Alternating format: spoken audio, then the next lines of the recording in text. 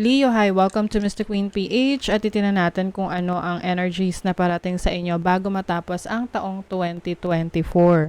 So ano yung mga pasabog sa inyo bago matapos ang 2024? Ano yung mga changes, mga exciting things na pwede pang mangyari. Okay? So let's see. Leo. If you're interested in private readings, meron tayong link sa description at sa pinned comment. Paka-check nyo na lang information kung paano mag-book for a private reading. Okay? So, let's see, Leo. What's coming to you? Okay. So, we have, unahin natin yung yung astro energies. Okay. So, you have the first house, Aquarius, Mars in Aquarius. Wow. Okay. So, I think you're going to follow your passion. Yung iba sa inyo, meron kayong parang mga ideas na siguro isinasantabi nyo yan dati na tipong, hindi to magiging successful or, this is impossible, ganun. Minsan kasi may mga idea tayo tapos biglang isip natin, parang mahirap to parang suntok sa buwan to Pero sa totoo lang, kung talagang ipupursu mo, meron siyang positive results for you. Okay? So, first house is about yourself. You are focusing on becoming more authentic, pagiging totoo sa iyong sarili about what you really want, what you want to become. Mars is an energy of action, perseverance, your passion. So, maari ring meron kayong mga desisyon na gagawin na biglaan bago matapos yung 2024 na tipong inspired action. Okay? So, ito yung pwedeng na-inspire ka sa isang tao, sa isang idea, and then you just jump right into that action. Let's say, for example, nakita mo na magandang idea ang pagnenegosyo ng taho.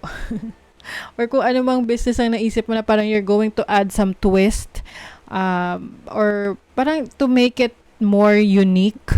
Okay? So, bigla mo na lang siyang gagawin. Oo. Walang kaabog-abog. Gagawin mo na siya. Ganon. Kasi I feel like some of you have been contemplating matagal na. Kaya lang parang the more na nagko-contemplate kayo, the more na parang nasa-stranded kayo or parang nasa-stuck sa situation na yan. So, it's time for you to finally take action. And I think yung pagte-take ng action mo, this is going to bring you new beginnings, no? So, you have Berkanu. Berkanu is about new beginnings. This is about productivity. Some of you, pwedeng kayo ay lilipat ng bahay, lilipat ng trabaho, or mag-shift ng career. Oo. Lalo na't alam nyo na matagal na kayong na-stuck sa situation na yan. And having here, Fehu. Fehu is prosperity. So, bago matapos ang 2024 para sa inyo, there is prosperity. Ang prosperity, ang abundance, hindi lang yan sa pera, no? This is also about prosperity, abundance in your ideas, okay? In your energy, in your instinct. So, yung resources mo, nagmumultiply, okay?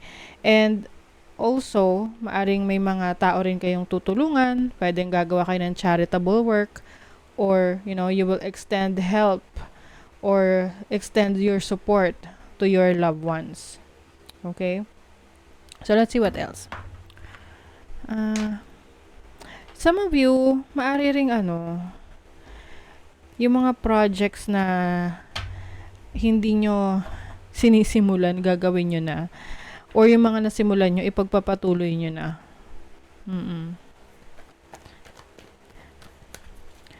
Let's see overall energy for Leo bago matapos ang 2024.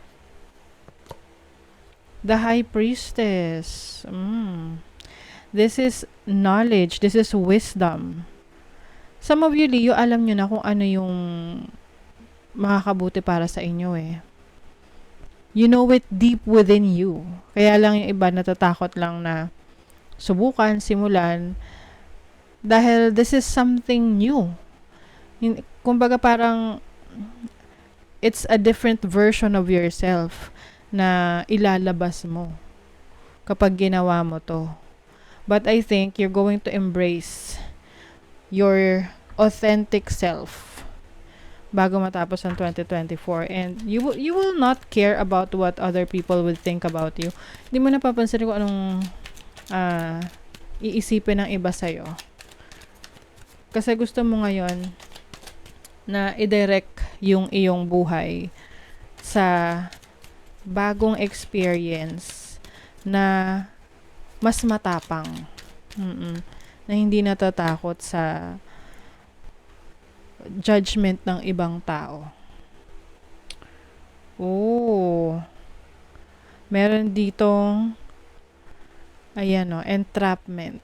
I feel like some of you, parang pagdating sa pagtitiwala, medyo nahihirapan kayo ngayon na magtiwala sa iba. That's why yung instinct mo is very strong dahil yan yung magbibigay sa'yo ng gabay, ng guidance na, oops, this is not something that you need to do, hindi to makakabuti sa'yo, or itong taong to, wag mong pagkatiwalaan, things like that. So, kapitan mo yung iyong intuition, yung instinct mo, kasi you'll never go wrong with that. Yan yung parang, yan yung panlaban mo. Yan yung pananggalang mo. And also, I feel like meron ding revelation dito, no? Marireveal ang intention ng isang tao sa'yo. And some of you, hindi nyo magugustuhan yung intention na yun ng tao na yan sa inyo, sa buhay nyo. At ang nakikita kong gagawin nyo rito, the moment na malaman nyo, iiwasan nyo lang siya. Yung iba sa inyo, hindi nyo na to kukumprontahin dahil alam nyo na hindi worth it, hindi worth ng time ang energy ninyo na ikompronta pa yon. Sa inyong money career, wow, 'di ba? Ang ganda, the sun. The sun is your energy, Leo. So you are in your own element, you are in alignment of your energies pagdating sa career mo, sa finances mo. This makes sense kasi nga ang Peho is about abundance. Okay? Abundance. So, let's see, ano pa. I also see some clarity sa mga bagay na pinag-iisipan mo na gawin pagdating sa career mo, sa business mo, sa finances mo. Mas magiging energetic ka, mas magiging inspired ka sa career mo, sa trabaho. Wow, kasi naman pala may upgrade dito. You are becoming the big boss. Ng iba sa inyo merong increase ng sweldo, may promotion, or kung may business ka, nag-upgrade yung business mo, mas dumadami yung kliyente mo, mas dumadami yung products mo, services mo, or pwedeng mag-upgrade ka ng tools ng mga gamit mo for your business. Or anything na for your career, anything na nagbibigay sa'yo ng income. Wow, okay. Sa love life naman, for Leo, love life, bago matapos ang taon.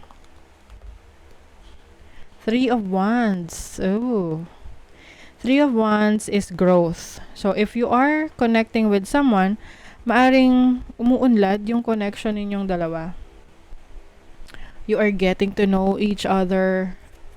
You are traveling, spending more time. Magsispend kayo ng time together with your person. Yung iba sa inyo, if this is a long distance relationship, pwedeng magkikita kayo bago matapos ang taon. Wow, sabi rito, because of you, I'm starting to see what is really important in life. Oh. So, parang na-inspire ka sa relationship na to. Na-inspire ka. Parang you are, bumabalik yung tiwala mo sa love ulit. Bumabalik yung paniniwala mo. Mm-mm. And now, you realize na importante itong connection na to. This can be a friendship as well, no? So, just take what resonates.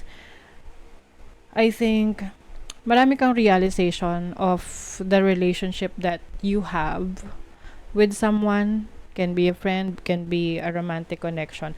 But there's definitely growth kasi nare-realize mo yung halaga ng connection na to sa buhay mo. And maaring isa rin yan sa inspiration mo ngayon. Okay, let's see what else. Forces working against you. Ito ang sinasabi ko sa inyo kanina na may betrayal. Maaring there is someone na, ito yung sinasabi ko sa inyo kanina na merong marireveal na intention ng isang tao sa inyo that might be betraying your trust. Okay? Hindi mo akalain na itong taong pala ito ay against you. Okay? Some of you naman, pwedeng obvious na obvious kung sino to. Pwedeng kalaban nyo sa negosyo or talagang enemy nyo lang. Or someone who just doesn't like you. Pwedeng sa trabaho. Maaring merong katrabaho ka na working against you, sinisiraan ka sa boss mo para hindi ka ma-promote. Sorry na lang sila. Ikaw yung mapopromote. Ikaw yung makakakuha ng rewards, ng awards. You will be recognized. Diba? Oh my God! Ay! Munti ka na. Okay.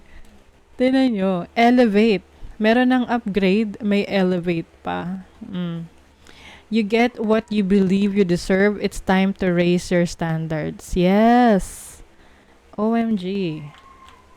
Leo, it's time to raise your standards. You are elevating. Umaangat ka. Okay? Yung self-worth mo, yung tiwala mo sa sarili mo, yung value mo sa sarili mo, it is increasing. Okay? Wow. So, that is your reading, Leo. Thank you so much. Bye.